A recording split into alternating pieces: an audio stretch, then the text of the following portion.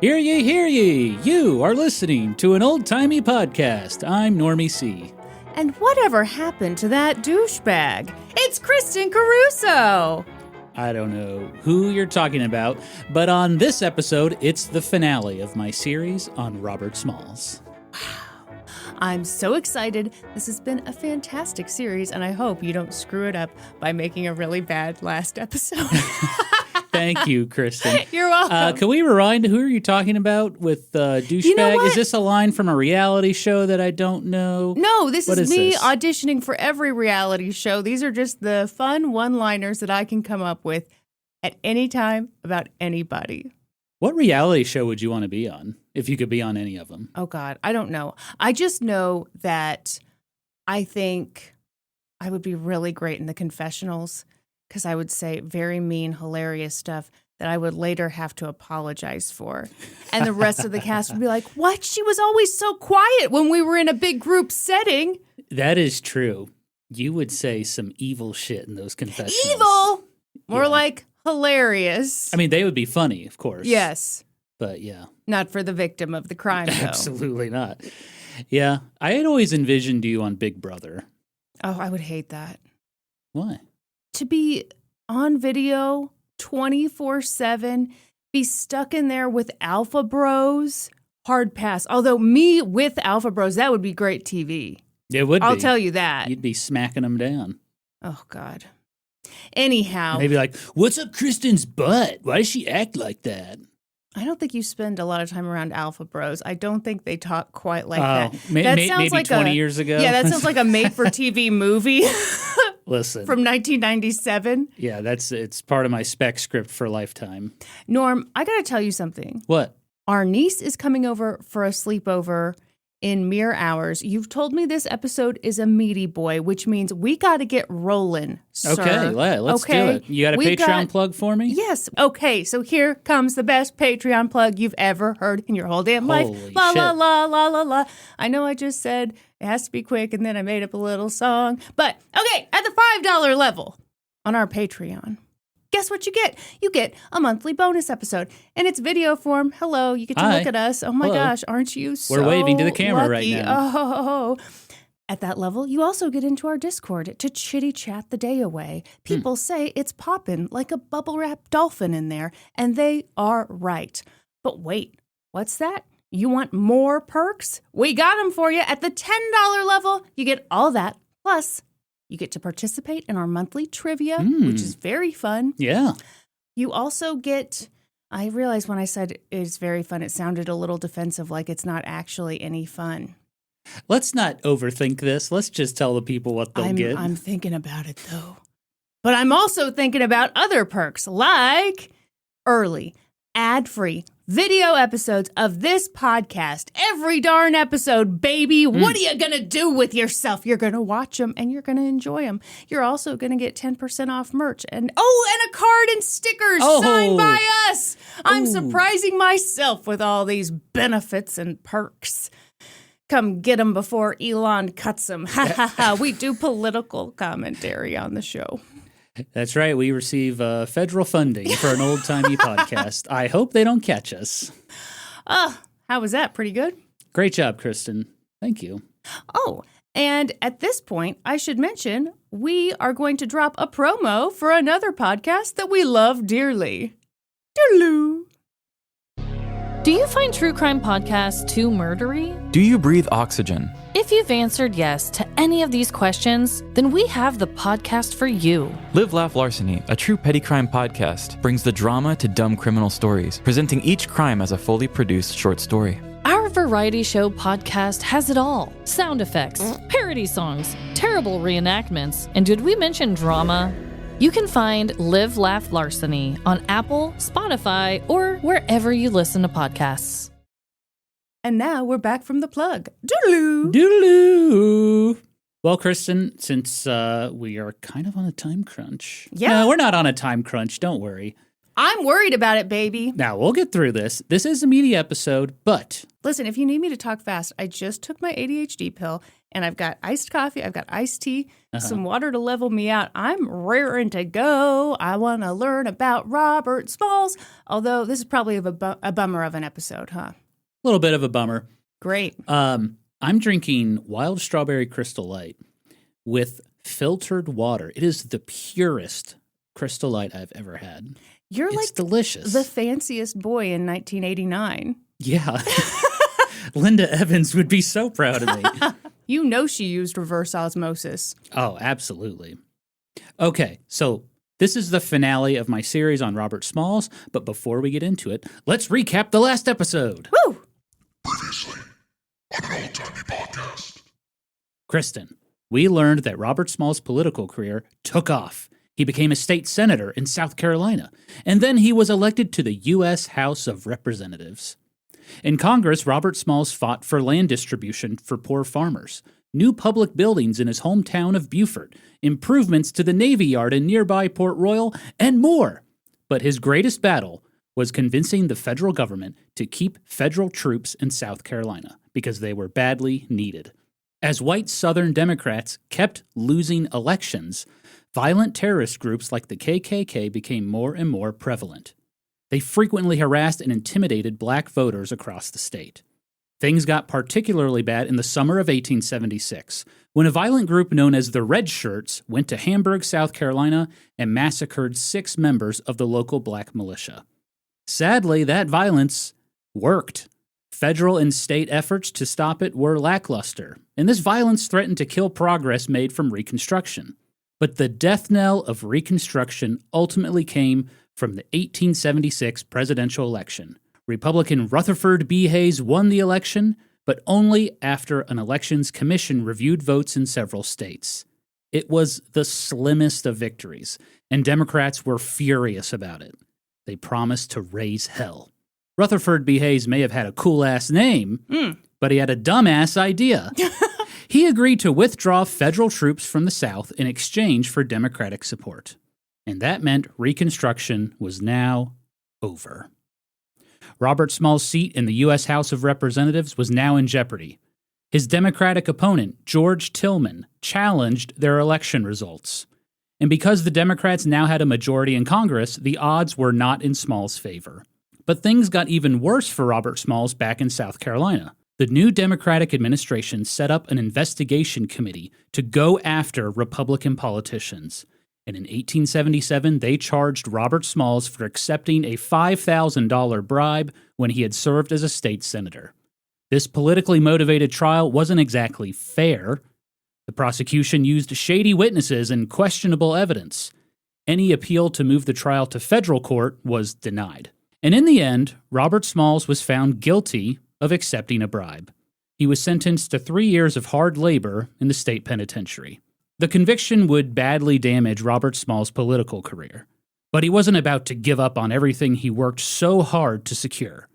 And now, the thrilling conclusion of my series on Robert Smalls. Kristen, any thoughts before I begin? I'm thoughtless. Okay, well then I'll jump right into it. You're a blank slate, baby.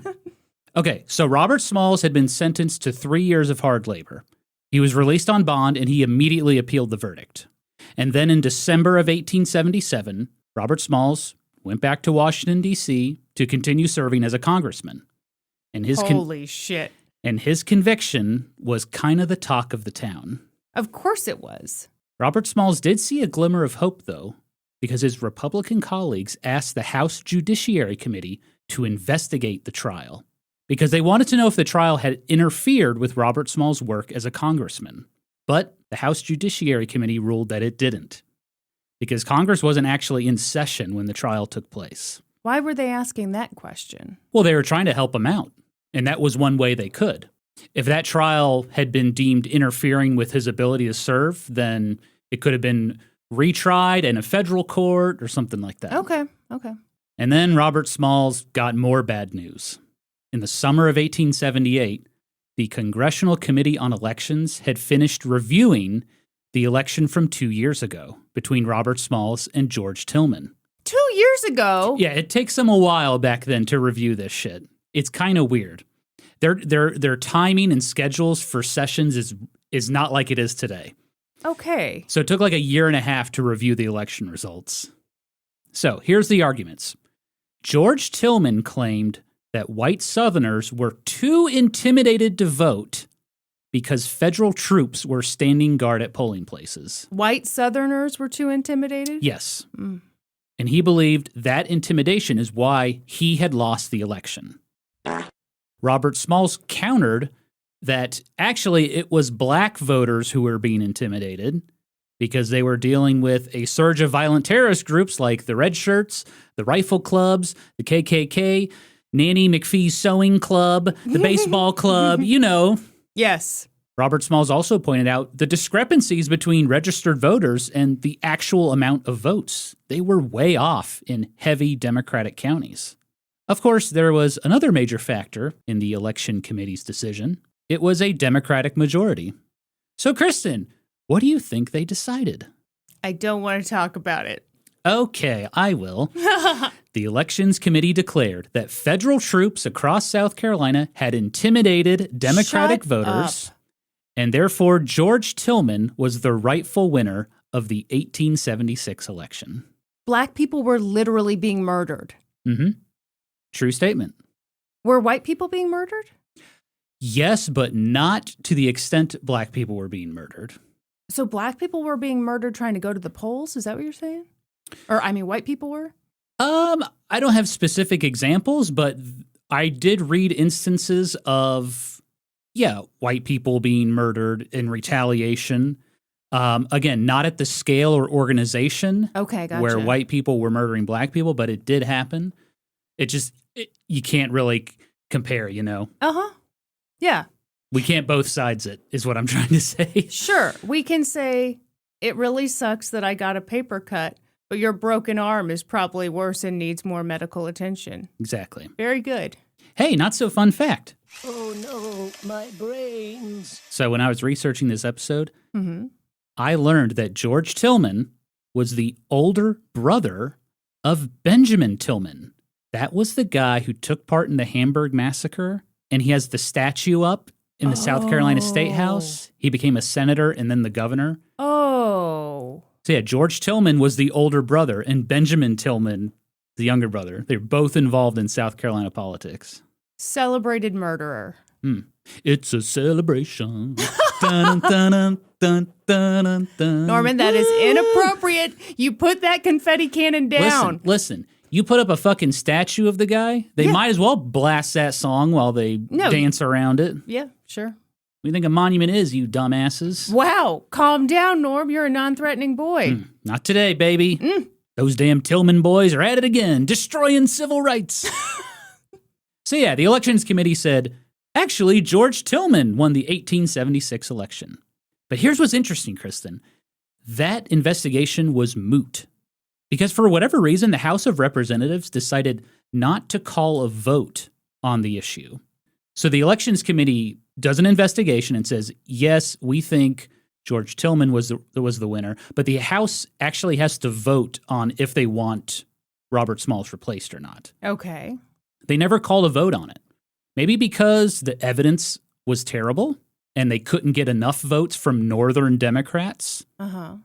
Maybe it's because the 1878 elections were literally a few weeks away. So they're like, what's the point? Who cares? Sure. Yeah. Either way, Robert Smalls got to keep his congressional seat. For a couple more weeks. Let's talk about that election of 1878, Kristen, because wow, things sure had changed down in South Carolina. In our last episode, we learned that Southern Democrats had regained control of most of the Southern state governments. And with their new power, they impeached and charged political opponents with crimes. They wrote new laws that discriminated against black Americans. They declared that being white was cool again. That's how a white man plays guitar. That's my favorite thing on the soundboard. Shout out to Stone Cold Steve Austin. But this wasn't just contained at the state level, Kristen. Even nationally, protection for the rights of black Americans dwindled, thanks to this really interesting part of government called the Supreme Court. Oh. So I want to briefly go over a few key Supreme Court cases that changed a lot of stuff. Number 1, the 1873 slaughterhouse case. In Louisiana, they had passed a law giving one company the exclusive rights to run slaughterhouses in the state. And so a group of 400 butchers sued the state, claiming that the law had violated the 14th Amendment. And if you're wondering, what? The 14th Amendment? Yeah, wasn't that about citizenship? It was. So in that amendment, it says, quote, "No state shall make or enforce any law which shall abridge the privileges or immunities of citizens of the United States." Oh. So the butchers were arguing that slaughterhouse deal denied them the right to earn a living. Okay. Which violated the 14th Amendment. Well, the Supreme Court said, actually, the 14th Amendment only protects rights to federal citizenship, not state citizenship. Come on. Interesting. So that means states can make up their own laws on who they deem a citizen or who has rights in that state? Oh, shit. I don't see how that could be a problem. Number 2, the Cruikshank case of 1875. Excuse me? Cruikshank case of 1875. At a polling location in Louisiana, a white mob massacred a group of black men. The federal government charged several of those men for violating the 14th Amendment. Section 1 states that no one can, quote, "deny to any person within its jurisdiction the equal protection of the laws." That case went to the Supreme Court, and the Supreme Court overturned all the convictions against that white mob. And they said, well, actually, the 14th Amendment only allows Congress to go after states for violating the 14th Amendment, not individual citizens. Only the states can go after citizens. Oh, my God. So, yeehaw, boys, that basically gave violent terrorist groups in the South free reign. No one was going to stop them. And these were the days before you could be charged with a hate crime. So, yeah, you're That's good. right. Number 3, the 1876 case known as the United States versus Reese. A black man in Kentucky named William Garner was not allowed to vote due to a failure to pay a polling tax. Polling tax? It was a thing back then. Oh. William Garner said he tried to pay the tax, but the tax collector refused to meet with him. William Garner sued, saying that Kentucky was violating the 15th Amendment, his right to vote. Mm-hmm. The Supreme Court took a look at the case and said, actually, it's only a violation of the 15th Amendment if they deny your vote based on your race. But you failed to pay the tax. Give me a break. Mm-hmm. Why do you think they wouldn't take his money? We don't need to worry about that. Okay, great. And wow, wouldn't you know it, Kristen, that ruling opened the floodgates for super discriminatory laws to keep black people from voting. Literacy tests, poll taxes, residency requirements. As long as it didn't specifically mention race, it was fair game. Yeah, the Supreme Court is teaching politicians at the state level how to discriminate. Yes. So, Kristen, based on everything I've just told you about these Supreme Court cases, how do you think the election of 1878 went for Robert Smalls down in South Carolina? Terribly. Why do you look excited? You've done it, Kristen! Congratulations! You're excited for me for having a correct answer. Yes, I'm sorry. It means you're listening to me. Yeah, it was pretty fucking bad. The Republican Party was completely demoralized. They didn't even put up a candidate for governor in South Carolina. Wow. The average Republican voter felt defeated. Well, and scared shitless, I'm sure. Mm-hmm. Some black residents discussed colonization efforts like moving to Liberia or moving out west to start a new life. Many black residents moved within the state to Beaufort. It was the safest area for the black population. Yeah. Others switched political parties just to stay safe. It's better than being fucking killed. Robert Smalls had a tough uphill climb to win this election. He had to deal with bullshit voting laws, and that bribery conviction certainly did not help. It was an easy, slam dunk talking point for his Democratic opponent, George Tillman. Robert Smalls also had to deal with violent terrorist groups like the Red Shirts. At an October 11th rally, 500 mounted Red Shirts appeared, shooting pistols in the air, hooting and hollering. Robert Smalls couldn't even give his speech to his constituents because he was constantly being interrupted by curses and boos. So, Kristen, you may be shocked to learn that Robert Smalls lost the election of 1878 to George Tillman. It was the very first time Robert Smalls lost an election.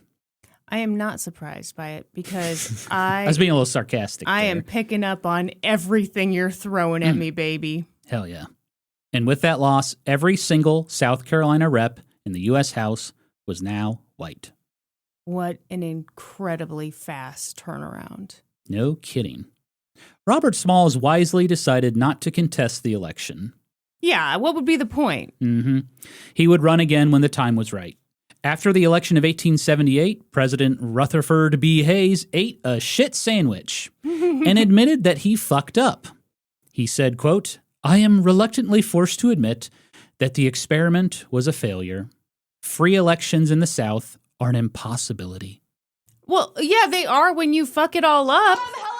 Are you fucking stupid? Oh, Yeah. I hate how much I sounded exactly like Angelina. I loved it. That kind of turns me on, actually. Okay, that's enough. Yeah, fucking Rutherford. Well, Sound like a teddy bear. I was actually a little like, okay, when you said he admitted his failures. Right. But then you read the quote and it's, oh no, this thing is actually impossible. Boy, what a cop-out. Yeah. What a cop-out. Yeah. It just can't be done. I don't know why. A real mystery. I would like to eat healthy, but it's just impossible. It honestly, the first thing that came to my mind is that Onion headline. Whenever there's a mass shooting and it says, "No way to prevent this, says only nation where this regularly happens." Oh, that sucks. And it gets funnier every time they do it. Sadly, yes. Yep. Okay, so Robert Smalls lost the election of 1878, but he did get a different kind of victory that year. The U.S. Supreme Court heard his case between him and the former owner of his home at 511 Prince Street, William de Treville. If you recall history, hoes, Robert Smalls had purchased his home at auction because William de Treville failed to pay property taxes. De Treville sued, stating Smalls' claim was invalid because there was a war going on at the time. Well, the Supreme Court ruled in Robert Smalls' favor. Wow. They said that the government did have the authority to confiscate property from a failure to pay tax, even during war times, and that Robert Smalls was the legal owner of his home. And this ruling was not just a victory for Robert Smalls. It was a victory for any black American who had purchased property in a similar way. Yeah. Because it happened quite a bit during the Civil War. Well, sure. Yep. The white folks were fleeing. Woo! Woo, get out of here. Which, imagine that logic. We're at war, therefore I'm not paying my taxes. Sound logic. Uh-huh. Okay, so that issue is now behind Robert Smalls, but he's ready to tackle another major problem. That bribery conviction. Yeah. Because he was facing 3 years of hard labor.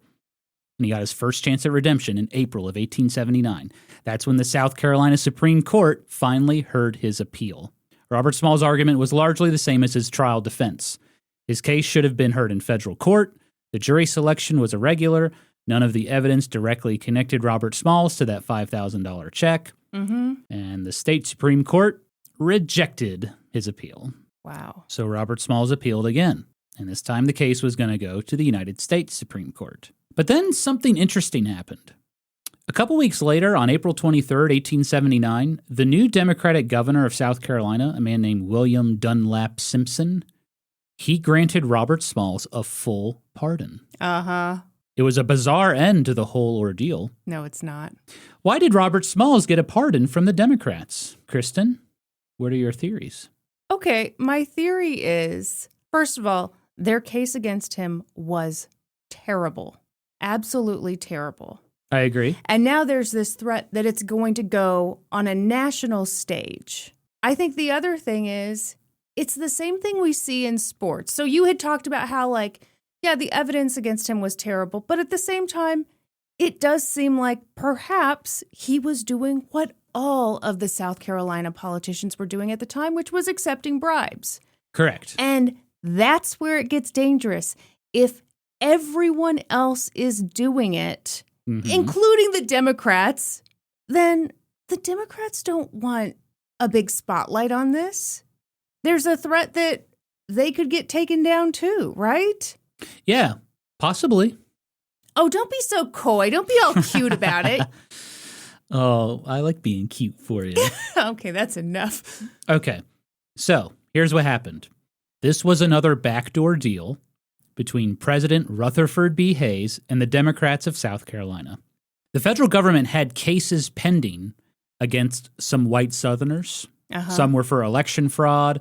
Some were for violent attacks like the Hamburg Massacre. And so the Democrats offered a deal. Drop those cases, and we will pardon all of your Republican friends. I hate this. And so This is negotiating with terrorists. President... We're out here murdering people. We're out here framing people. And don't hold us accountable for the actual terrible stuff we did. And in return, we won't further punish people we have framed. So President Rutherford B. Hayes agreed to the deal, and so Robert Smalls was pardoned. I think Hayes thought those federal cases weren't going to go anywhere, and so that's why he agreed to do it. What do you mean not go anywhere? He felt like they weren't strong enough cases to bring to federal court, I guess, and so he thought, well, at least I'll pardon some of my buddies if I do it this way. Anyway, here's what's interesting about this deal. Sources are kind of split on if Robert Smalls was involved in the negotiations or not. Some claim he was part of the negotiations. Others claims he had no idea and that he was blindsided by this pardon. But either way, after the pardon, Robert Smalls denounced it. He claimed he never asked for one and that he was completely innocent and that he knew he could clear his name if he could argue in front of the United States Supreme Court. And he said this pardon only made him look more guilty. Yeah. Robert Smalls went so far as to demand that the case still be heard, but the Supreme Court removed it from their docket. So I'm not really sure. Again, conflicting sources. What's the evidence that he was involved in these talks?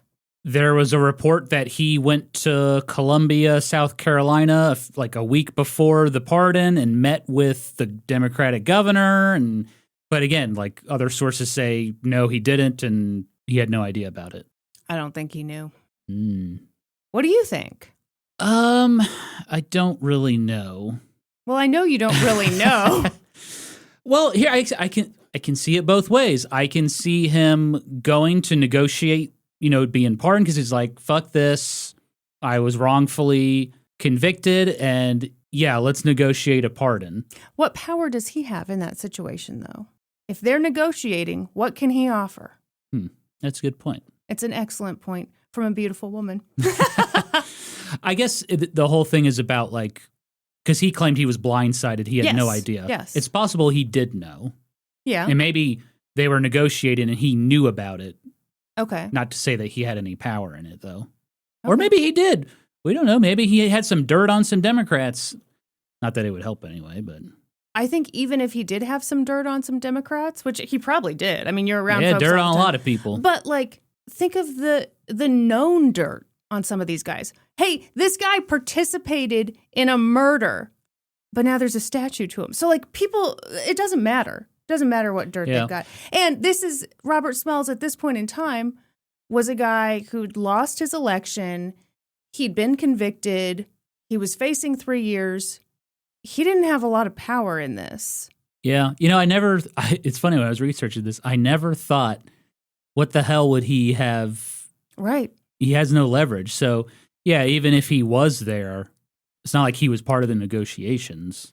No, I can't imagine. That just doesn't make sense to me that he would be part of the negotiations. What does make sense to me is being mad about a pardon.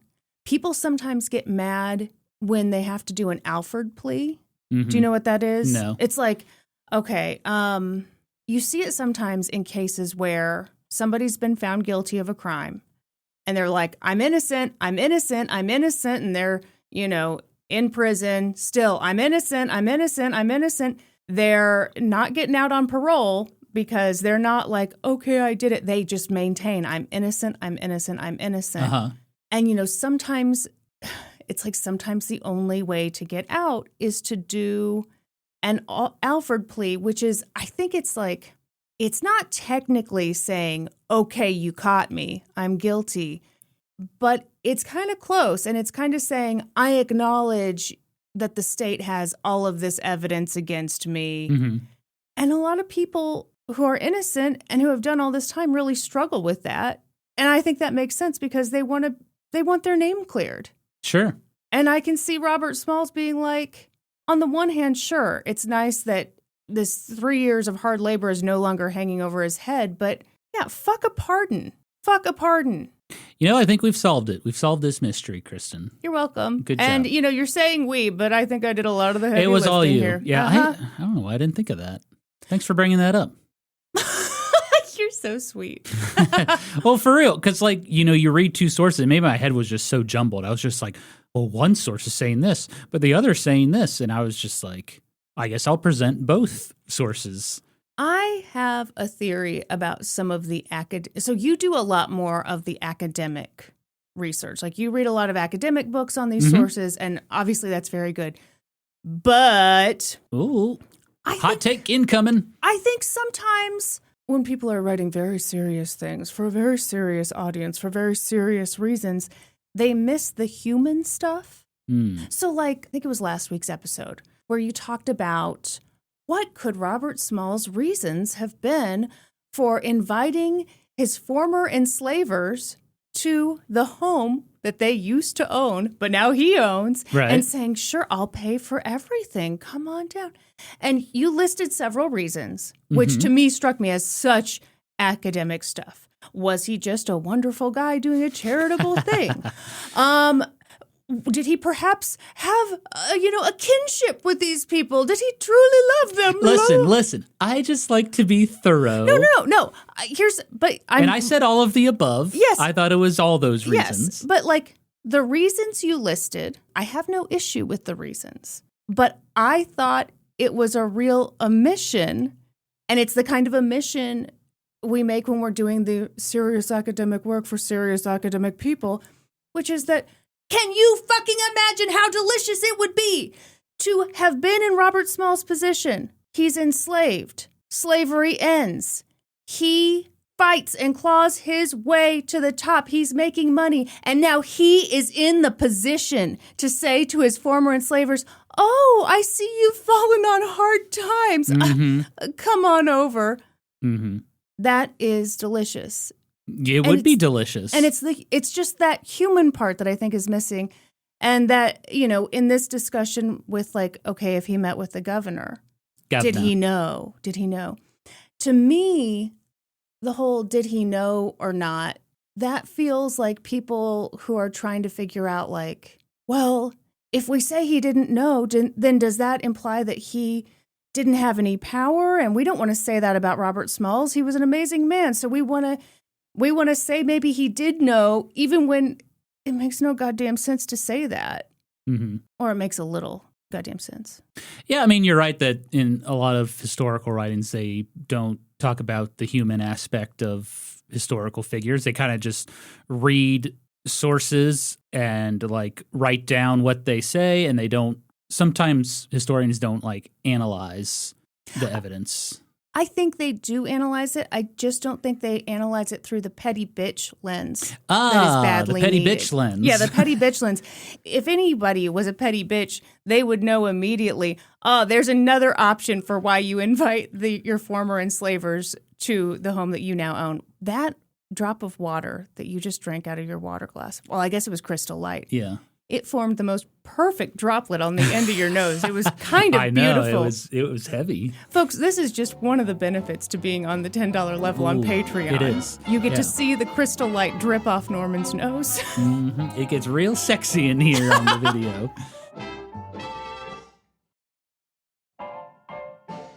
Okay, I'm sorry. I got all high in my... No, I'm glad we talked about that because, that's one of those things where... You got to have the petty bitch lens. Well, you do hear different sources, and I think it's good that we talk about, hey, what do you think? Which source do you think is right? Now, what if I have a dumb opinion? Do you regret that? I don't think you had a dumb opinion. I think you were spot on, actually, and I'm kicking myself for missing that. Okay, well, next thing you ask me, I'm going to come at you hot with a really dumb opinion. Okay, so Robert Smalls had won the fight for his home. The bribery charges were officially behind him. Kind of. Mm-hmm. So in 1880, Robert Smalls decided to fight for his congressional seat again. And his opponent was, again, Democrat George Tillman.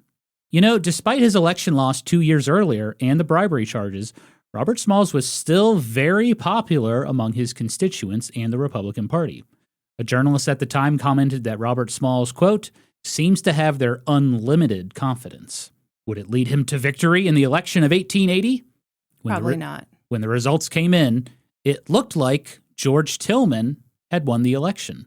But the numbers were really strange. George Tillman received 23,325 votes. Robert Smalls received 15,287 votes. So George Tillman won by around 8,000 votes in a district where there were twice as many black voters as white voters. The math was not mathin', Kristen, and Robert Smalls thought the same thing. So he decided to contest the election results. And they're like, in 2 years, we're going to get an answer to you. Yes. But luckily, this go around, he had Congress on his side because the Republicans had taken back a majority in the U.S. House of Representatives. That election year, the party gave Rutherford B. Hayes the metaphorical boot up the asshole. Oh. They wanted a new candidate. Norm, you said up the asshole. Right up the asshole. That is so specific. The boot went inside. Okay. We heard you. We heard you the first time. How big is the boot? Is it a little novelty one? No. Oh. It's a big novelty one, like the kind Uncle Sam wears with a big old point at the end. Poor It Rutherford. slid right in. Poor Rutherford. Yeah, the Republicans wanted a new candidate.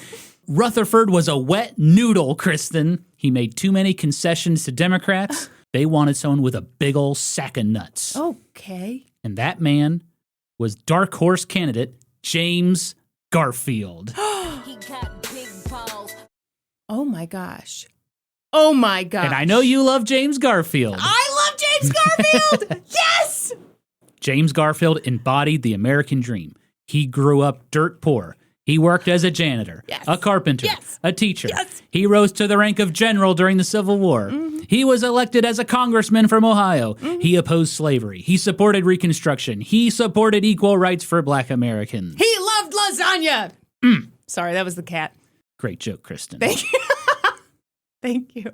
James Garfield was a good-ass candidate, and he won the election of 1880.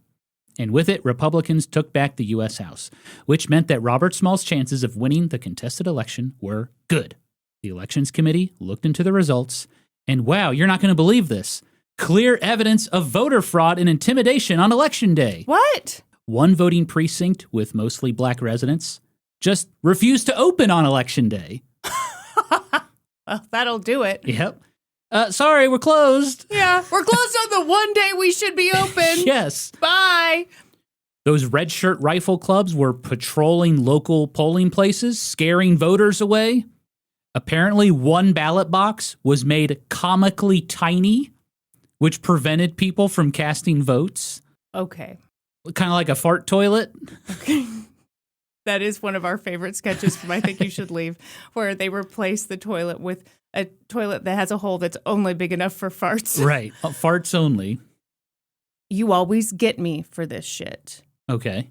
When I say I hate everything about this, but I do like this one thing, and rightfully so. What do you like? Of all the tactics for voter intimidation, you know, a lot of it is just fucking terrible. It's horrible. I hate it. And I hate all voter intimidation. It shouldn't be happening. But Great stance to take there. creating a teeny tiny ballot box that no one can vote, that's kind of funny. It's Kind of funny. It is kind of funny, yes. Sorry. I just want to be super clear. I don't support it. I hate it. I really, really hate it. But of all the tactics, that one It is is a humorous the funniest. way to prevent people from voting. Sorry, we can't fit any more ballots in here. You're just going to have to go vote somewhere else. You can only see this under a microscope. Yeah, I had to write that one down. That was funny. And also, some votes were just straight ignored. It's a little worse. I just spat everywhere. I'm sorry. Okay, so with all of this evidence, the Elections Committee declared Robert Smalls the actual winner of the 1880 election. The corrected vote count was 14,393 votes for Robert Smalls, 12,000 904 votes for George Tillman. There we go. The evidence must have been overwhelming because this time around the House did vote on the contest, and it passed 140 to 5. Oh. Every Democrat abstained from voting in protest. How many Democrats were there? I don't know the exact number, but they didn't have a majority, so it really didn't matter. Oh, okay. Yeah. I thought maybe they hadn't learned their lesson from several years prior, where they're like, we don't like how this is going, so we just won't participate We're just in not politics. gonna vote. And then they saw how it went. They went, oh, shit. Yeah, that's not a good idea. George Tillman was pretty pissed off. I'm sure he handled it great. No, he didn't, Kristen. Sorry. Before he left Congress, he made a long racist speech to the chamber about how black politicians, quote, lack profound analysis unless crossed with white blood. Ew. Mm-hmm. But Robert Smalls got in there and he was like, shut the hell up, bitch. And I'm so glad you brought back the Dr. Phil sound. Yeah, he said, shut the hell up, bitch. and he took back his congressional seat to get your ass out of here. Said bye. Mm-hmm. It is weird to say that after you've lost. What, that black politicians they're not smart enough to be congressmen? I'm just saying, if I was in a contest Mm-hmm. and it was first revealed that I won, and then it was revealed that I had cheated to win, and then the real results came out and it's like, oopsie, I lost by quite a bit. I don't think I would get out there and be like, the people who beat me fair and square are dumb. They're bad at this. And that you used a comically tiny ballot box to try to prevent people from voting. Oh. Kristen, it was a different time. Things moved very slowly back then. It had taken the Elections Committee a year and a half to sort through that contested election. By the time everything was settled, the election of 1882 was only a few weeks away. This is pure bullshit, and I'll tell you why. On my old Decrepit Rotting podcast, we would do old-timey cases. Yeah. And the thing that always struck me was there would be a murder. A week later, tops, there'd be a trial. Right? And then the following Tuesday, death by electric chair. I mean, it was ridiculous. No time for nothing. Must go. But you're telling me with something like this that actually is time sensitive, Mm-hmm. they just took their sweet time. Back then, like the elections were in the fall, Mm-hmm. and if a congressman lost, he still had to serve from like November to March, and then he left. Oh, that sucks. Yeah, they don't do that anymore. Well, yeah, for obvious reasons. Yeah. That's like when you hear about people breaking up, but they still live together. Exactly. Yeah, that's where the term lame duck Congress came from. Lame ducks sitting there. Mm-hmm. Okay, so now we're going to talk about the election of 1882. And for this election, Southern Democrats had to come up with some new strategies because they knew they were committing fraud and sometimes they were not getting away with it. That's a shame. So, how about we do some good old-fashioned gerrymandering? For those unfamiliar, Oh, thank God. gerrymandering is when a government manipulates the boundaries of electoral constituencies in their favor. Not so fun fact. Oh no, my brains. Gerrymandering has been around since the beginning of the United States, and it's still used today. Hot, scorching take, Kristen. I think it's really fucked up and should be illegal. Well, you're just like me with your hot, scorching takes. Norm, I have to say, on behalf of myself and the other dumbasses listening, thank you for defining gerrymandering. It's one of those words that I was like, I know we don't like it, but I couldn't provide a definition. So thank you. Do you know what I'm talking about? Yeah, with yeah. gerrymandering? No. Well, yeah, you provided the definition. Okay. Well, let me tell you, Kristen, the South Carolina Democrats gerrymandered the hell out of that state. The map looked absolutely ridiculous. It did not follow county lines at all. Joe, we'll show a picture. It was terrible. So there used to be 5 districts in South Carolina. Now there would be 7 districts. And the Democrats basically lumped a large percentage of black voters into one district. Of course. The 7th district. And that is where Robert Smalls lived. Yep. The 7th district contained 25% of the black population. That is a massive number for voting purposes. Yes. And so it earned the nickname the Black District.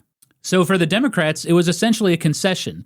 They were basically guaranteed victory in 6 of the 7 districts, and they didn't have to commit election fraud to do it. Well, they just committed it, so. And then the 7th district was basically guaranteed to go Republican. And the Republican Party cried foul. They said the 7th district looked like a boa constrictor on the map. It like wrapped around, you know, those bullshit gerrymandering Oh, maps. Yeah. And Democrats were like, what? This is just standard operating procedure. This is what we do all the time. So in the election of 1882 for the 7th district, the Democrats did not even put up a candidate. So whoever the Republican nominee was would run unopposed. It was a guaranteed spot in the U.S. House of Representatives. Could we pause? Yes. Do you think this is a good idea? Drag queen name, gerrymandering. Is that good? I think that's a great drag queen name. I think it's a great wrestler name.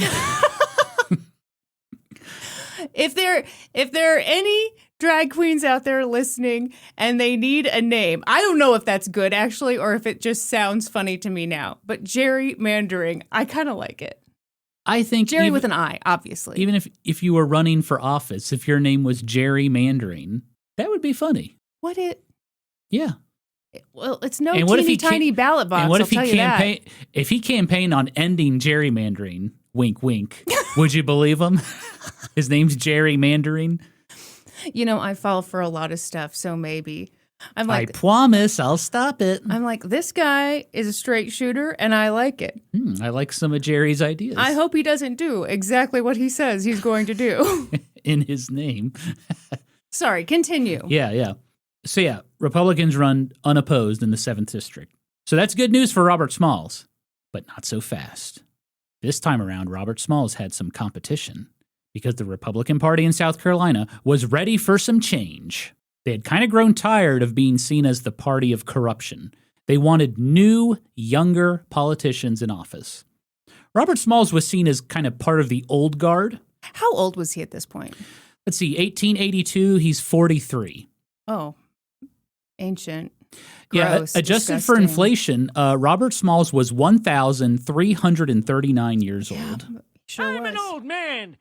And so, like, the last 3 elections Robert Smalls was in, he had either lost or contested. And those contests took up valuable time and resources, and that meant things weren't getting done for Republican interests in the state. Well, that's not his fault. I know, but I hear what you're saying, and I completely respect the idea of we want some new folks in here. Yeah, and there was also that bribery case against him. And sure, he had been pardoned, but Smalls could never completely wash away the stank of it all. Okay. But it wasn't just his age. The media was attacking his figure, too. What? In a very unflattering article, a journalist described Robert Smalls as, quote, short and very fat. And when he rolled rather than walked down the street, come on! One could not but think of a comet revolving through space. That is an insane thing to say about someone. One could not help but think of a comet rolling through space. Revolving through space. Oh, my God. They said he rolled down the street instead of walked down the street. I apologize. That is brutal. Right? Brutal. Mm-hmm. Not that his size would affect his ability to serve, but to sum it up, the Republicans wanted someone new. My God. I was expecting a lot of things. Uh-huh. When you started this story, racism, sure, check. Lot of isms. Did not expect fat phobia of epic proportions being compared to a comet. Yeah. Damn. Yeah, brutal. How did Robert feel? He did not like that one bit. Really? Was very upset. Was he sensitive? At that description of him, yeah. I don't know. Sometimes I don't know if you've been through so much in life that comments can. I said comets. I almost said comets can roll off your back, and I thought I don't want to say roll again because they said rolling there. down this. Oh, yeah. What am I thinking? It never feels good to be compared to a comet. No. So when it came time to pick a nominee for the 7th District, Robert Smalls faced competition from 2 colleagues. Isn't it kind of funny that in their fat phobia, they didn't do a play on his last name? So you're coming up with some new material for the journalist. I'm just saying, like, Hey, I got a better idea. You I'm know just how he's saying, called Robert Smalls? there was lower hanging fruit to be picked. What if but you called him Robert Not So Smalls? more like Robert Biggs? Yeah. Am I right? Here's what you gotta do. Man, you'd fit right in, Kristen, with that Democratic Oh, newspaper. thank you. Yep. Appreciate The Confederacy had good ideas. Okay. And here's the best way to insult Robert Smalls' body. it. God. Okay. So Robert Smalls faced some competition from two colleagues. The first was another black Republican named Samuel Jones Lee. Apparently, Samuel Jones Lee served in the Confederate Army during the Civil War. Lee said he had followed his enslaver into the Army and fought in several battles. There's no official record of his service, but there is actually a photo of him, believe it or not. After the war, Lee entered politics as a Republican and became the first black Speaker of the House in South Carolina. Wow. But then he got caught up in corruption. Lee was indicted for issuing fraudulent checks, but the Democrats granted him immunity for testifying against his Republican colleagues. Okay. Lee may have had his own corruption scandals, but he was younger than Robert Smalls. He was smart. He was black. All big deals in the 7th District. Was he thin? Describe his He was body. thin. He actually was thin. Okay. I didn't think about that. Maybe we want a Sorry. thinner guy running. This is so ridiculous. For some reason, I think of fat phobia as a newer thing, but clearly 'twas not. 'Twas not indeed. The other candidate was a white Republican named Edmund Mackey. Okay, well, Okay. good to have you, Edmund, but get out of here. Mr. Mackey was kind of a unicorn in South Carolina. He was a white guy. Mhm. He was from South Carolina, and he was a Republican. Okay. Democrats considered him a scallywag, which we talked about in our last episode. Sure. Mr. Mackey had previously served in the South Carolina State House, okay, as well as the U.S. House of Representatives, okay. Edmund Mackey was well liked among the black residents of South Carolina. He fought hard for equal rights. His wife was black. That was kind of a big deal at the time. Well, hell yeah. So at the nomination convention, Republican delegates began casting their votes on who would represent the 7th District, and it promised to be a tight race. However, early on, it became clear that Robert Smalls was probably not going to secure the nomination. Mm.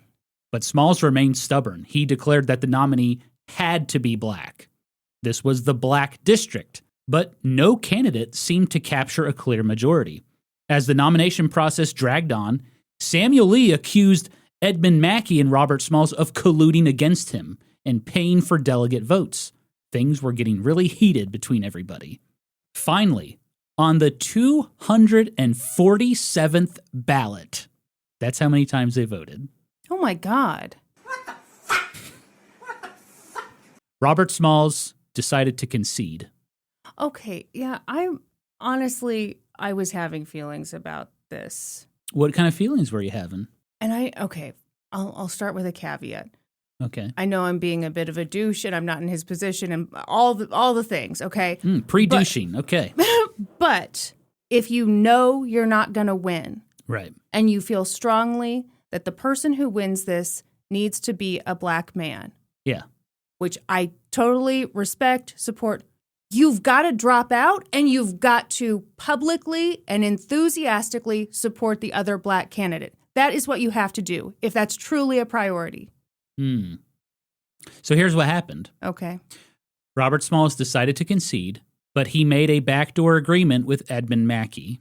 He said, hey, whoever gets less votes on this last ballot, that candidate must throw their support behind the other. And so Robert Smalls received less votes. He withdrew his nomination, and he supported Edmund Mackey, who won the Republican nomination. You seem to have some feelings about this. Well, I mean, I do. Okay, so this is interesting. So Edmund Mackey and Robert Smalls were colleagues. They had served together on the House of Representatives, so I think they were probably closer than Robert Smalls was with Samuel Lee. Sure. I think Robert Smalls was pissed that Samuel Lee testified against Republicans in those investigations. Yeah. The Democrats claimed, and I think this is definitely false, but I think it's worth mentioning, they claimed Robert Smalls didn't support Samuel Lee because Robert Smalls wanted to be the black politician. He didn't want another black politician to like take his place, which was just bullshit smear, in my opinion. Okay. But yeah, I think that's why Robert Smalls supported Edmund Mackey, is because they had worked together before. They were probably friends. And I think Robert Smalls, was pissed at Samuel Lee for testifying against the Republicans. No, that's a shitty thing he did. Yeah. For sure. But I bet he was in a pretty bad position where he didn't have a lot of choice in that. Probably. It's complicated. It is complicated. And yet, all of my opinions are black and white, which is a beautiful thing. Incredible. Samuel Lee was pretty pissed about the whole thing. I mean, clearly, having a black person in that position wasn't the most important thing. Clearly. No, and I think he may have just said that to try to garner support for his own nomination. But when it became clear that, like, the other delegates didn't really care about that. You know what I'm doing right now? I'm believing everything a politician says line by line. Yeah. I'm forgetting this guy's a politician. He is. But I mean, this Edmund guy, honestly, Mr. Mackey? He sounds pretty great. He really does sound pretty great. He's a good guy. But I think it makes total sense that in this district that represents the majority of black voters, like, yeah, have a black candidate. Sure. And honestly, I wouldn't completely dismiss what the Democrats said about him. Really? Only because this is something that you sometimes see with women where, like, and I'm thinking of years ago where, like, you know, only one woman was allowed to, you know, get into the boardroom or get into this other level. Yeah. Sometimes the woman who would make it to that level Mm-hmm. would not be the one who would support other women coming up because of the accurate feeling that there is one spot. And it's mine. Well, there's one spot, Mm-hmm. and I want to keep it. Yeah. That's not the one woman's fault. It's not Robert Small's fault that that's the dynamic, but, like, that is kind of the dynamic. They've gerrymandered the fuck out of this.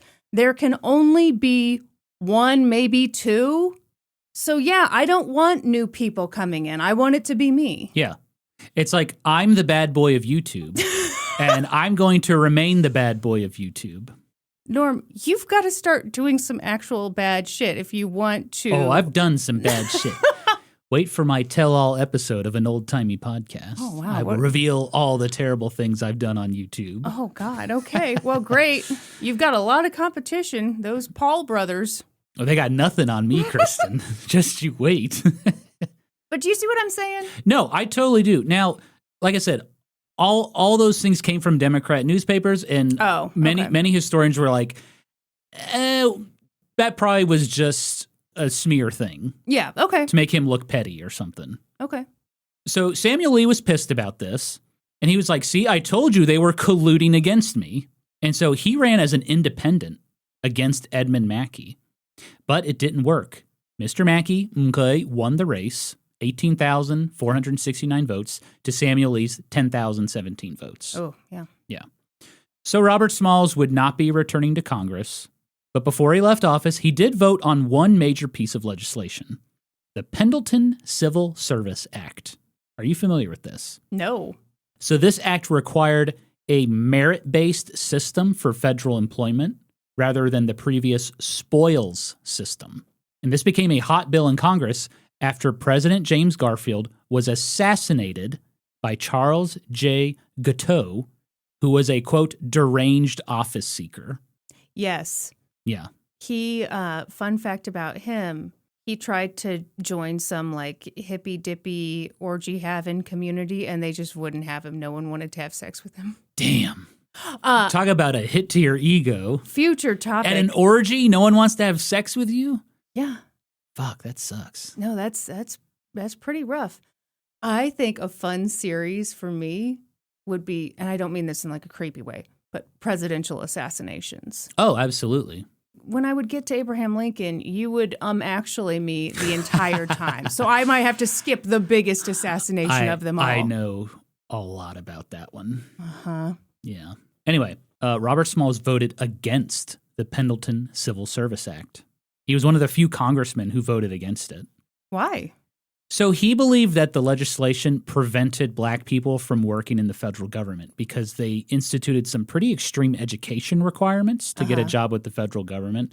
And so he thought it was not fair. Yeah. However, the bill ultimately passed. And with that, Robert Smalls headed back home to Beaufort, South Carolina. Sadly, tragedy awaited him. That summer, on July 28, 1883, Robert Smalls' wife, Hannah, passed away. She was 58 years old. Robert and Hannah had been together for over 25 years. They had first met in Charleston, working at the same hotel. And together they had escaped to freedom on the planter boat. With their newfound freedom, they raised a family in Beaufort, South Carolina. By all accounts, they had a wonderful life together. Hannah mostly kept private, though. She did not enjoy the public life that Robert lived as a politician. Hannah Smalls was buried at the Tabernacle Baptist Church in Beaufort, South Carolina, located at 901 Craven Street, like you're craving some Cheetos. Craven. How did you know exactly what I was craving? 901 Craven Street. Let me see. That's a church? Oh, yeah, that is a church. Mm-hmm. Oh, God. Man, I love the architecture in South Carolina. Built in 1840. Tell me a place that does porches better than South Carolina. You can't tell me a place. Oh, goddamn. Those trees are so cool. I love the weeping willows out front. Wait, were you looking at the same thing? 901 Craven Street, Beaufort, South Carolina. Yep. You see a spire, Tabernacle Baptist Church? I mean, it does not look like a church at all, honestly.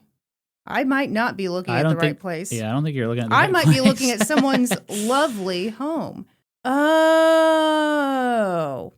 Listen, I don't know what went wrong because I don't know why Google's got the wrong street view. Beautifully. Yeah, because if you look on the National Park website, it shows it. You know, I did think this looks more like a home, but the entrance looked like it was ready to handle a bunch of people coming in for Sunday service. So I really was convinced that I was looking at a church. But this is... That's weird. The address, the Google map shows the wrong house. Well, the world is full of mysteries, but this is a very nice looking church. Mm-hmm. Did you know, hang on, there's a Reconstruction era National Historic Park right nearby? Yeah, and that was created during the Obama administration.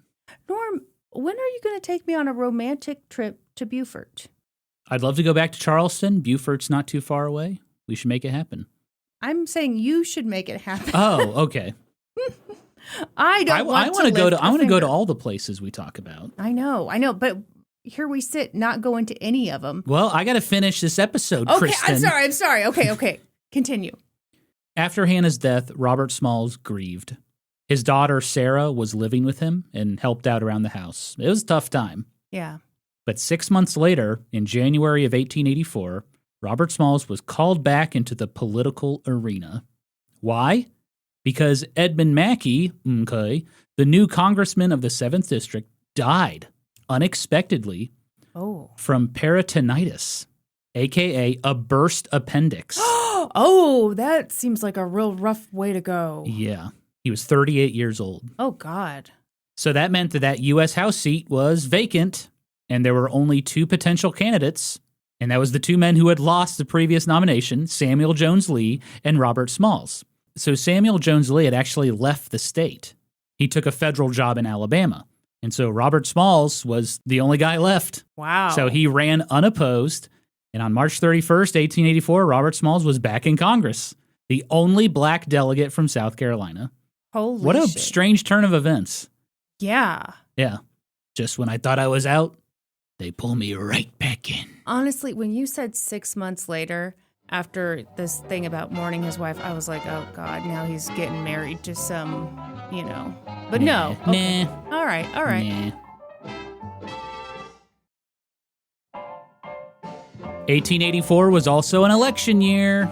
And when the Democrats heard Robert Smalls was the Republican nominee, they were like, he's only in Congress because Mr. Mackey died, okay? I hear people don't really like Robert Smalls anymore. Maybe we can actually win this race in the 7th District. So they put up a nominee, baby! Give me a break. It's one district that you're never going to get. Leave it alone. They're not going to leave black people alone for a long time, Kristen. So I'm sorry to burst your little bubble. They put up a nominee in the 7th District. It was a Harvard graduate, Confederate veteran, and Beaufort native William Elliott. William Elliott was honestly not very gung-ho to run against Robert Smalls. Well, yeah. He was like, look, fellas, I'm from Beaufort, and Robert Smalls is really popular and well-respected. I don't think I can win. And the Democrats were like, well, that's too bad because we nominated you. Well, William Elliott was right. Robert Smalls won the election of 1884, 8,839 votes to Elliott's 4,164. Oh, no. In the 49th Congress, Robert Smalls had a few notable moments. Let's take a look. First, he opposed a measure that would allow railroads to provide separate accommodations for white and black passengers. Yeah, fuck that. Robert Smalls said he had been on those trains before and they were anything but equal. The only solution was full integration. But sadly, the measure passed. Next, Robert Smalls argued that black servants in the U.S. Naval Academy deserved a raise from $20 a month to $25 a month. The bill passed. Woo! Then he demanded anti-discrimination laws for restaurants in Washington, D.C. Colleagues ruled his amendment out of order, claiming that there were already laws prohibiting such behavior. Robert Smalls replied, if there is such a law, it is constantly violated. Finally, Robert Smalls advocated for his constituents. He pushed for a brand new library in Beaufort, improvements to the Port Royal Naval Station, and relief funds for local farmers whose crops has been destroyed by a flood. Woo! However, there is one piece of legislation Robert Smalls presented that caused more of a stir than any of the others. And it kind of came back to bite Robert Smalls in the future. Okay. Robert Smalls introduced a relief bill to provide a widow named Maria Hunter a $50 a month pension. Maria Hunter was the wife of General David Hunter. If you recall from episode 2 of our series, Kristen, I do not. General David Hunter was a Union general who came down to South Carolina, declared enslaved people free, and then he started recruiting black soldiers, all without permission from the president or from Congress. Oh, I do recall Don't know that. if you remember that badass. Yes. You know, he's kind of like James Garfield because He got big balls. Oh, yeah. that's Nicki Minaj telling us he's got big balls. Okay, so yeah, Congress went apeshit over that. They put a stop to all of it, and as a result, General David Hunter was reassigned. Well, Robert Smalls was a big fan of General David Hunter. He never forgot that heroic act during the war. Sure. And so when General Hunter died in February of 1886, Robert Smalls wanted to make sure his wife was taken care of financially. While Democrats stood and opposed the relief bill, Robert Smalls questioned their opposition, stating, can it be that there is a secret or a sinister motive, either personal or political? Can it be that this is your revenge for all of his patriotic conduct? Eventually, the relief bill passed both the House and the Senate. But in a stunning twist, the new Democratic president, Grover Cleveland, What did he do? vetoed the bill. Wow, what a wild thing to do. Right? A little widow's pension? Yeah, Robert Smalls couldn't believe it. He admonished President Cleveland, stating that it, quote, exposes the hypocrisy of the assurances for the colored man by striking a blow at the nation's brave defenders and the colored man's best friend. Yeah. However, it wasn't as dramatic as it may have seemed, because in reality, Maria Hunter had actually already been approved for a $50 pension around the same time the relief bill passed. So President Grover Cleveland was like, oh, this bill is not necessary anymore, and so he vetoed it. Huh. And then Robert Smalls lashed out at Grover Cleveland, and Grover Cleveland was like, what the fuck, dude? Was it just a matter of information traveling so slowly and Possibly, yeah. It's unclear if Robert Smalls knew that her pension had been approved. I don't think he knew. I don't think he did either. But overall, him lashing out, I do think it speaks to how frustrated and tired he was of the constant roadblocks, and that veto was like a breaking point for him. Well, yeah. When you're constantly getting screwed over, Mm-hmm. and the people you care about are constantly getting screwed over, yeah, there's going to be a time when maybe you aren't actually getting screwed over, but you're still going to be mad as hell Because it just feels like more of the same. Yeah, he's tired of getting screw-diddly-ooed. Well said, Norm. So that little spat with President Grover Cleveland would have repercussions during the election of 1886. It would mark the end of Robert Small's career as a congressman. Oh. The 7th District, a.k.a. the Black District, had previously been considered safe for Republicans, but not anymore. President Grover Cleveland was like, Robert Smalls needs to go. Wow. And he threw his weight behind the Southern Democrats. It would be a rematch of the last election, Robert Smalls versus William Elliott. The cogs of the Democratic machine were churning. Powerful Democratic politicians like former Governor Wade Hampton campaigned against Robert Smalls, stating that the 7th District had been, quote, disgraced on the floor of the House of Representatives by an ex-convict. Newspapers wrote hit pieces saying that Robert Smalls was, quote, an ignorant Negro who has no more claim by reason of intelligence to represent the wealth and intelligence of her white citizens than a Congo chief has to represent the cultured constituency of New York or California. Then there were rumors that the Republican Party was in turmoil over internal arguments among delegates, asking if Robert Smalls was, quote, black enough to represent Beaufort. However, historian Edward Miller contends that while there may have been talk of that, it didn't affect the election. He said, quote, black people did not often sacrifice their race's limited opportunities for office over that question. Sure. Yeah. If you want to know the real reason Robert Smalls lost the election of 1886, it's a tale as old as time. It's called voter fraud. Oh. Democrat William Elliott defeated Robert Smalls 6,493 votes to 5,961 votes. The results were shocking, even to Democrat newspapers. One newspaper wrote the election was, quote, an unnecessary victory in the Black District, an unwise and absurd proceeding. It will be said that the Democrats stole the election. Oh, wow. Yep. They will not only charge it, but they will prove it. Yeah. Robert Smalls would ultimately contest the results, but the Elections Committee had a Democrat majority again, and they ruled against him.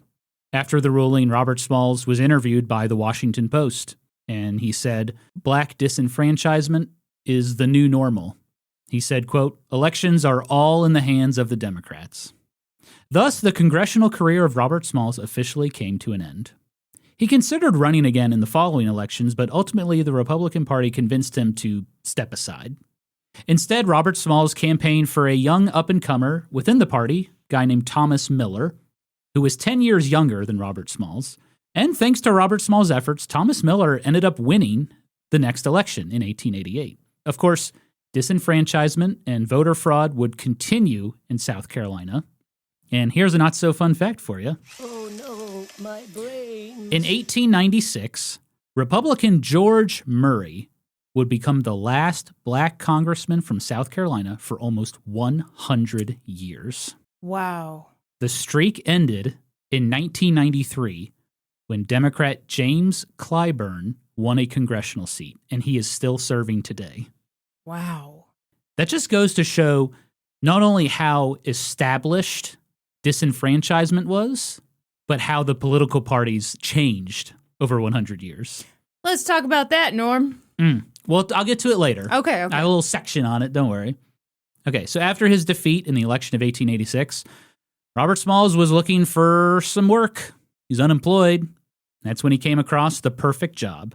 He wanted to be the customs collector at the port of Beaufort.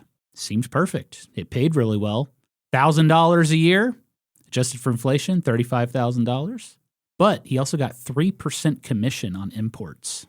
Oh, wow. Okay. Very expensive. Yeah, pretty lucrative. He could work on the water again, something he really missed. The job was also in his hometown of Beaufort, probably way less stressful than being a politician. However, this was a federally appointed position. So Robert Smalls needed to drum up support for getting an appointment. He got letters of recommendation from old-time Civil War buddies, Republican colleagues, and even Judge Samuel Melton, who was his defense attorney during the bribery trial. Samuel Melton had recently served as the U.S. District Attorney of South Carolina, so he had some pull. Newly elected Republican President Benjamin Harrison decided that Robert Smalls was a great fit for the job and should be rewarded for his many years as a loyal Republican.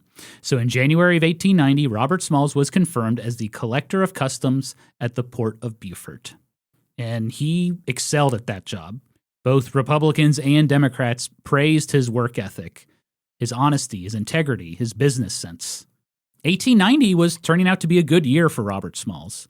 Not only did he get his new job as the customs collector, but he also found love again. He married a Charleston school teacher named Annie Wigg. Kristen, I'm sorry to tell you this. What? Annie Wigg was 18 years younger No. than Robert Smalls. No, Robert. She was the same age as one of his daughters. Gross. I bet his daughter loved that. Oh, yeah. She's going to love it. Do you remember the SNL sketch, Your Second Wife? That's one of my favorite sketches. Meet Your Second Wife? Classic sketch. 2 years later, Annie gave birth to Robert Smalls' last child, William Robert Smalls, in their home on Prince Street. For the next few years, things were relatively quiet for Robert Smalls. He worked as the customs collector. Annie stayed home and raised young William, who they called Willie. Robert Smalls continued to be active in Republican politics in South Carolina, even though the party was much smaller now, thanks to the Democrats taking over. And then in 1894, Robert Smalls got a shock when he was relieved of his duties as the customs collector in Beaufort. So why was Robert Smalls fired? Because Democrat Grover Cleveland became president again. Oh. He was the first president to Get win over it, dude. non-consecutive elections. Man, he held a grudge, didn't he? Yeah, he did. So he got rid of Robert Smalls. Can you believe that? Honestly, I can't believe that he was so mad in the first place over this. He already doesn't like Robert Smalls because he's a Republican and Grover Cleveland's a Democrat. Right. But then he's like, "Yo, you're talking shit about me even though I didn't do anything wrong?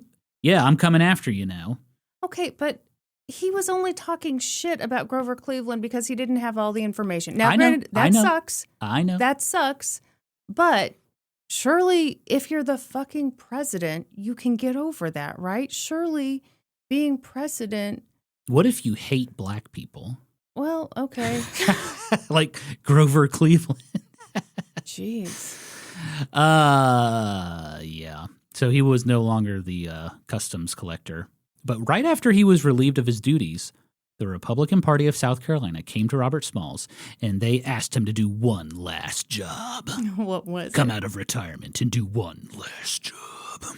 He was going to represent Beaufort at the 1895 South Carolina Constitutional Convention. Now, you historyos might be wondering, hey, wait a minute. I've listened to every episode of this series on Robert Smalls, sometimes 5 times. Didn't Robert Smalls already do this in 1868? Didn't South Carolina come together and write a constitution? Why are they writing a new constitution? Well, you see, the 1868 Constitutional Convention was set up to give black people equal rights as citizens. And now the 1895 Constitutional Convention was set up to take all of those rights away. Oh. Yes. The push for a new constitution was led by the new governor of South Carolina and future U.S. Senator Benjamin Tillman. Remember him? I do remember him. He was in the Rifle Club's Hamburg Massacre. He's got that statue up today. Yes, we remember this bitch. Benjamin Tillman is what I would call extremely racist. Even members of his own party were like, whoa, dude. Benjamin Tillman's nickname was Pitchfork Ben. Oh. In fact, when Benjamin Tillman ran for governor, many Democrats split and nominated their own candidate, a guy named Alexander Haskell. And then Robert Smalls endorsed Alexander Haskell.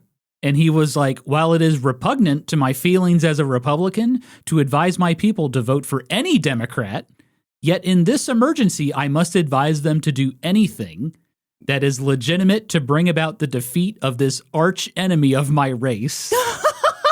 Because the Republicans didn't even put up a nominee for governor. Right. So he was like, please vote for this Democrat, not this one. The lesser of two evils. We get it. Unfortunately, Benjamin Tillman won in a landslide. As the governor, Benjamin Tillman's number one priority was for South Carolina to write a new constitution. He wanted to make sure black people could not take part in the political process. So on September 10th, 1895, in Columbia, South Carolina, 162 delegates from across the state came together to write a new constitution. Out of those 162 delegates, 156 were Democrats. All of them were white. 6 were Republican. All of them were black, including Robert Smalls. So you have 6 black Republicans against 156 white Democrats. This just sucks. It must have been a really weird thing to be a part of. What a hostile environment to be in. You're just going to feel awful. You're going to feel awful the whole time. You're going to feel awful afterward because you're not, you'd have to totally redefine what a win is in this situation because you're not going to win. You're not going to go into this environment and convince someone you're a human who deserves basic rights. No. So how do we define a win? We make it out alive? I don't know. I think you're going to love what Robert Smalls does. Okay. Mm-hmm. He and his colleagues knew there's basically nothing we can do. Right. We're going to rewrite a constitution to strip away our own rights. That's fucking crazy. But Robert Smalls said that he could cause some trouble, and that's exactly what he did. So the first vote was on a chairman for the convention, a guy named John Gary Evans, and everyone voted yes, yay, except Robert Smalls. Why did he vote no? Because fuck him, that's why. Okay. And then the convention voted to increase their own pay for all the delegates. Oh. And Robert Smalls, once again, was the only no vote. I love it. Why? Because fuck it, that's why. Yeah. And next, the convention tackled their biggest concern, taking away equal voting rights. It should come as no surprise that Benjamin Tillman was put in charge of the suffrage committee. The convention chairman told the committee, "It is your duty to fix your election laws so that your wives, your children, and your homes will be protected and Anglo-Saxon supremacy preserved." Ah, that's racist. They aren't even trying to hide it anymore. You know what I was about to say is I actually can appreciate that they're at least just saying it out loud. Do you respect it?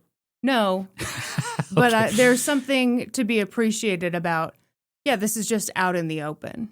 Yeah, I guess so. So the Democrats had to be really careful with these voting laws because, hilariously, many of them affected poor white people as well. So here's what they came up with. It was very similar to what Mississippi did. Number 1, voting was for male citizens only. Sorry, ladies. Mm-hmm. Number 2, voters have to pay a poll tax. Number 3, voters had to have lived in the state for 2 years. Number 4, voters cannot have committed certain crimes. Which ones? So I didn't see the list, but apparently murder was left off the list. Wow.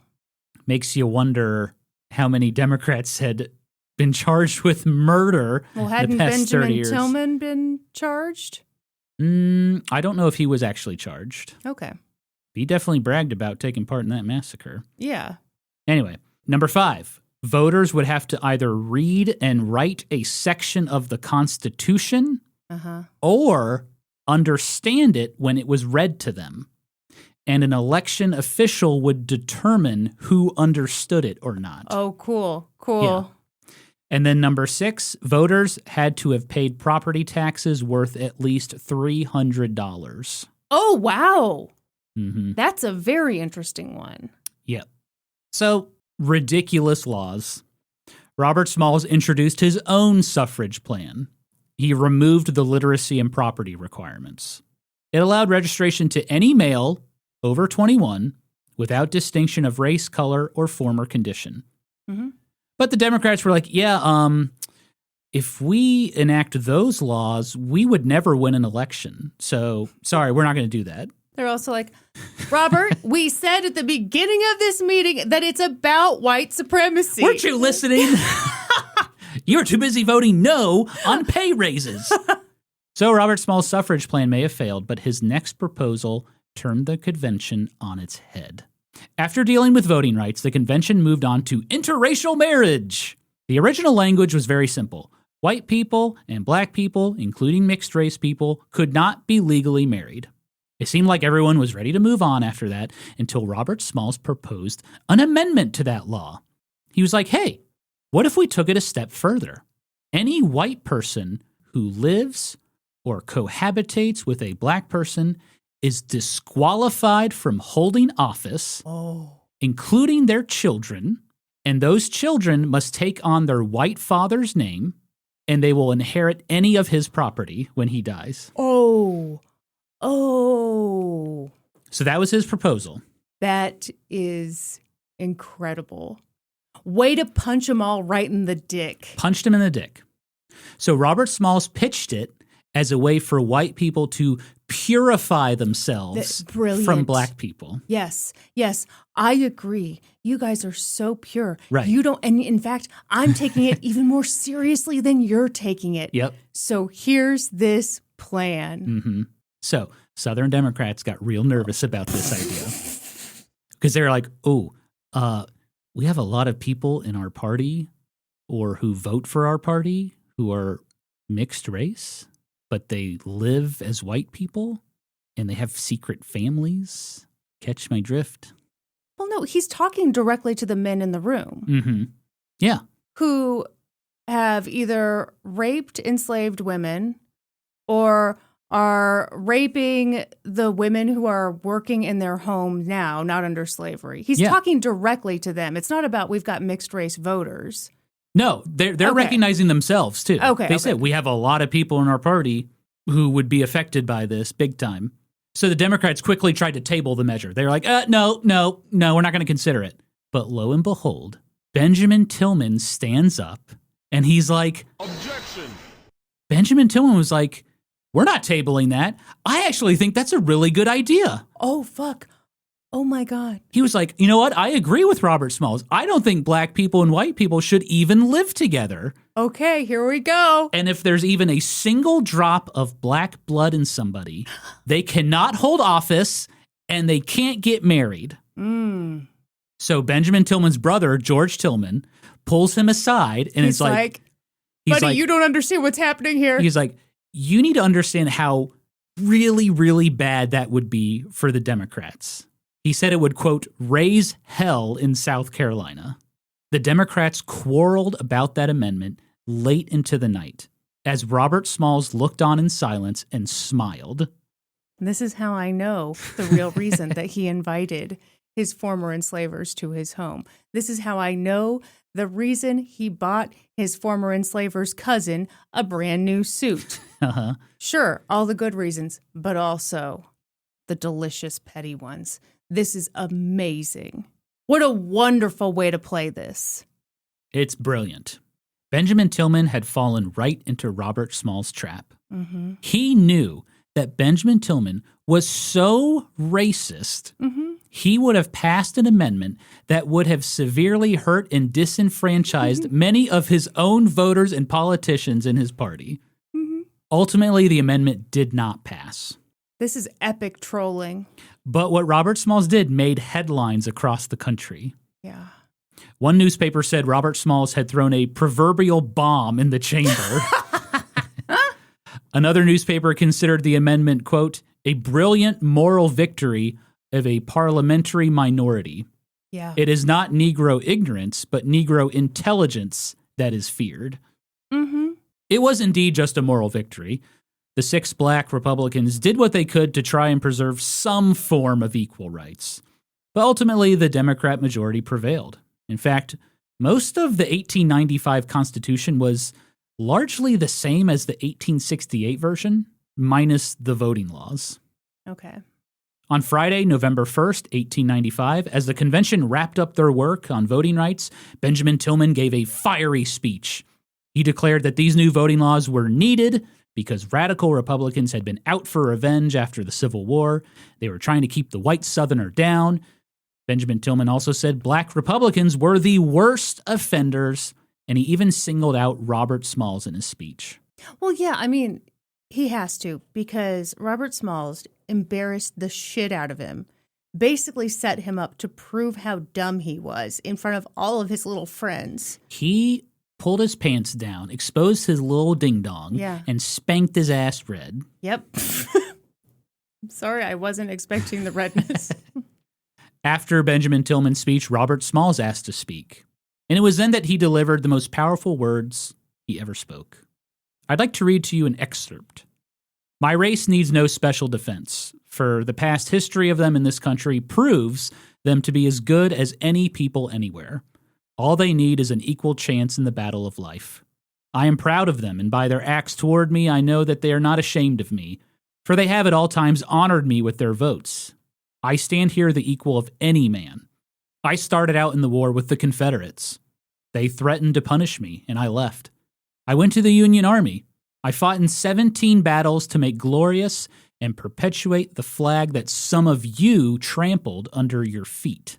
Innocent of every charge attempted to be made here today against me, no act or word of yours can in any way blur the record that I have made at home and abroad. It was indeed a powerful speech. Even Democrat newspapers commented that no one can fail to be impressed with Robert Small's earnest protestation. Sadly, Robert Smalls didn't really get to enjoy that moment fully. After his speech, he received a message from his daughter, Sarah. Robert's wife, Annie, was sick and would probably pass soon. Robert Smalls left the convention and rushed home to Beaufort to be by her side.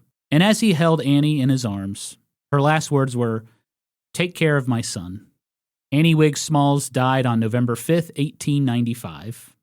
She was buried at the Tabernacle Baptist Church next to Robert's first wife, Hannah. Look at you don't like that, huh? I don't know. I feel a little weird about it, but I guess, yeah. Mm-hmm. I don't know. Go ahead. Okay.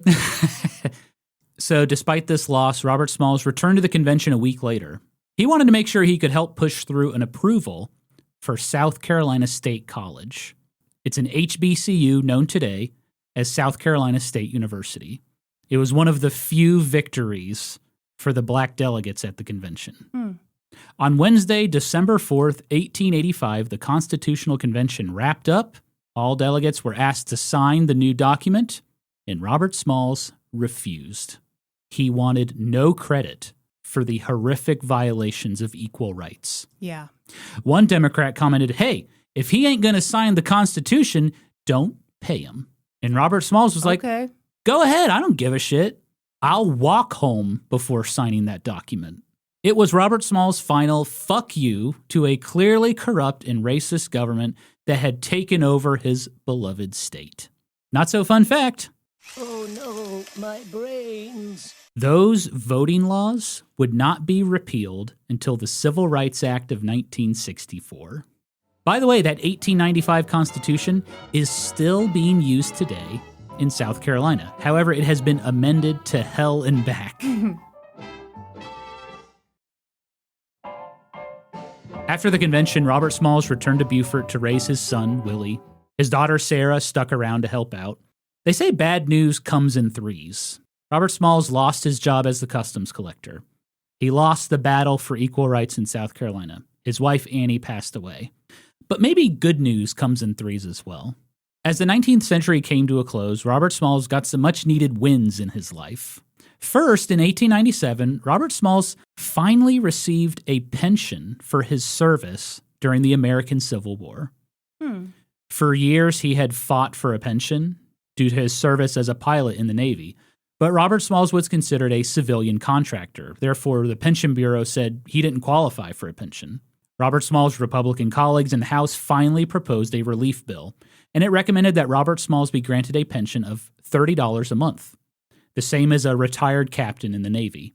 That relief bill passed, and Robert Smalls received that pension for the rest of his life.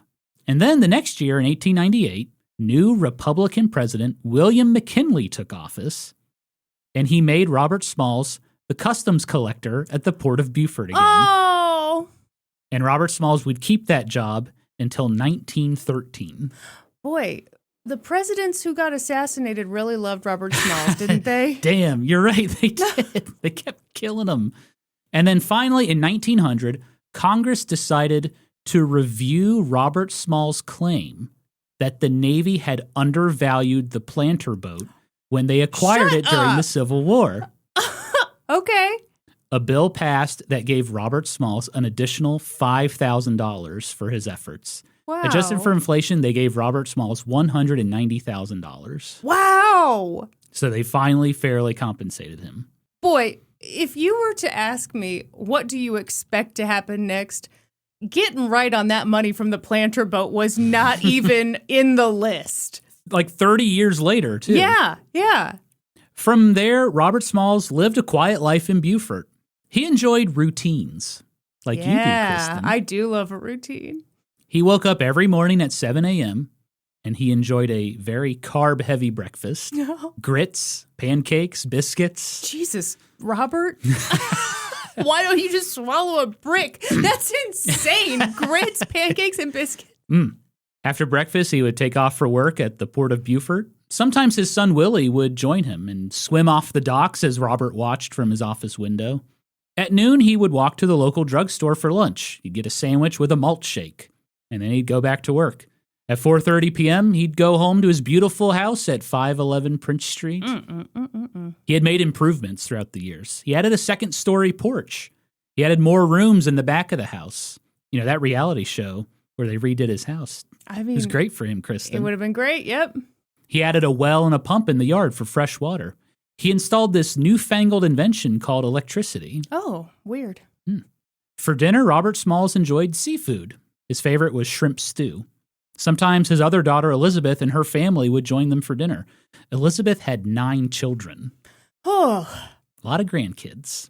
Afterward, Robert Smalls would retire to the living room to read the newspaper, where a large painting of the planter hung on the wall. Oh, cool.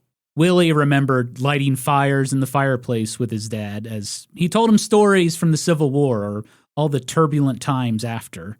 In his free time, Robert Smalls enjoyed sailing. He liked horseback riding. He loved swimming. Oftentimes, he would sit on his front porch and drink iced tea, watching his son Willie play with their pet dogs in the yard. Robert Smalls remained involved in Republican politics. At the state level, there really wasn't much that could be done. The disenfranchisement of Southern black voters was working. In the 1900 election in South Carolina, 47,000 Democrats voted. 3,500 Republicans voted. Oh. That's crazy. Yeah.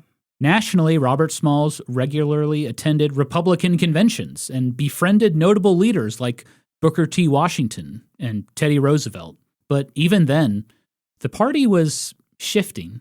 White Republican leaders declared that the only way to save the Republican Party was to, quote, remove the odor of black republicanism from the party. Holy. The party's interest was now in big business, industrialists, not the working class. Democrats were really threatened by this shift in Republican policy, and they began campaigning in support of the poor working class.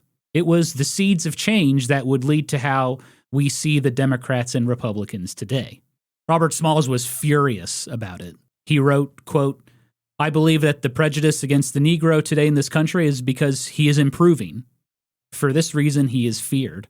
This is the reason why every white man, especially in the South, seems now willing to see him relegated to the rear before he becomes too powerful and strong. In 1913, Democratic opposition finally removed Robert Smalls from his job as the customs collector in Beaufort. By that point, though, his health was failing. Robert Smalls had diabetes, rheumatism, phlebitis, malaria. Rheumatism is like inflammation in your joints. Okay, thank you. I know diabetes, I know malaria. Yeah. What was the other one? Phlebitis is like inflamed nerve. Oh, okay. So probably painful. Yeah. Robert Smalls had a foot amputated due to his diabetes. And eventually, his family had to move his bed down to the first floor in the living room. Finally, on February 23rd, 1915, at 1:30 in the morning, Robert Smalls passed away peacefully at the age of 75. Wow. His funeral was the largest Beaufort had ever seen, a record crowd of both black and white supporters.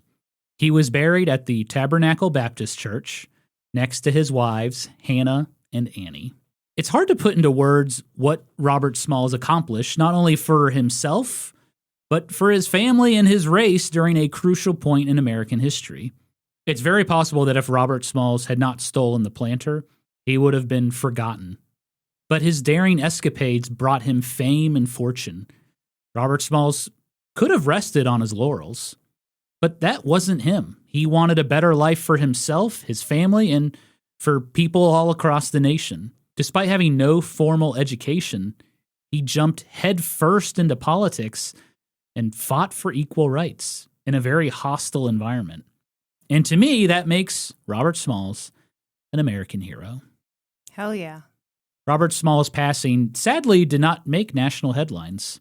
Some South Carolina newspapers reported on it with some pretty unflattering remarks. But over the years, as we look back on those turbulent times, the legacy of Robert Smalls has grown tremendously. A monument was put up where he was buried at the Tabernacle Baptist Church in Beaufort, South Carolina. During World War II, the United States Navy established Camp Robert Smalls in Illinois to train black sailors.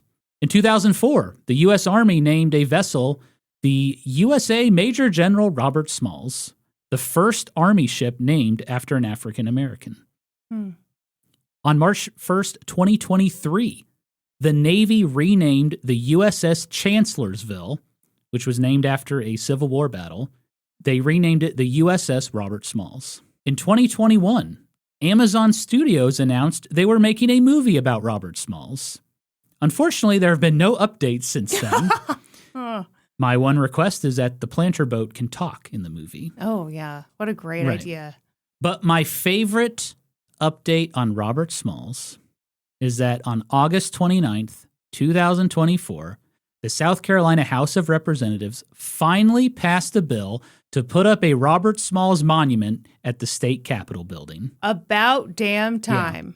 This was a bipartisan bill, and I hope to God they just tear down that fucking Benjamin Tillman statue Yeah. and they put up Robert Smalls in its place. And that, history hose, is the story of an American hero named Robert fucking Smalls.